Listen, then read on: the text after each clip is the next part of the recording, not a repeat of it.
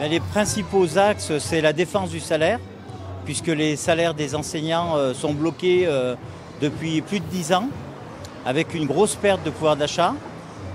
C'est le recrutement de postes, parce que le ministre a supprimé 1800 postes dernièrement, et que pour des raisons sanitaires et pédagogiques, il faut des effectifs moindres dans les classes.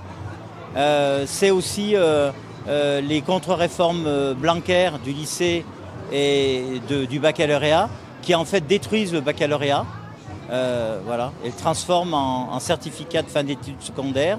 Dans le premier degré, il y a une actualité particulière puisqu'il y a une réforme de la direction des écoles qui est en train d'être votée au Parlement.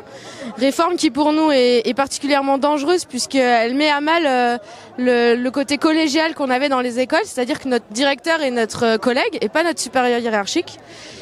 Et la réforme introduit cette supériorité hiérarchique sans donner de moyens supplémentaires aux directeurs et directrices qui sont absolument surchargés puisqu'ils ont peu de décharges, ils occupent toutes les fonctions administratives et le contexte sanitaire leur donne du travail supplémentaire. Nous avons actuellement des réformes qui enlèvent des heures d'enseignement à la fois d'atelier et d'enseignement général pour mettre en place des heures de co-enseignement mais sans donner réellement le temps d'en faire quelque chose, et ça nous met en difficulté et ça fait perdre du sens à notre métier.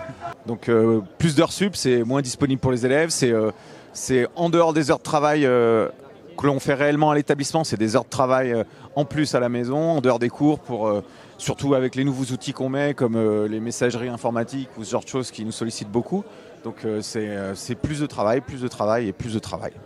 Moi, clairement, j'avais 2 collègues absents dans l'école la semaine dernière, sans remplaçant. C'est-à-dire qu'on nous a demandé d'accueillir des enfants alors qu'on est déjà à 28 par classe. Nous, on a été en conflit avec des parents d'élèves qui comprenaient pas qu'on pouvait pas accueillir leurs enfants. On les comprend, hein. Il y a eu le confinement, ils ont besoin d'aller travailler, mais nous, on n'a pas des conditions de sécurité acceptables pour accueillir 40-45 enfants par classe. On a peu de moyens, les classes sont surchargées, les locaux sont pas adaptés vraiment. Ça devient compliqué d'être enseignant dans notre pays aujourd'hui.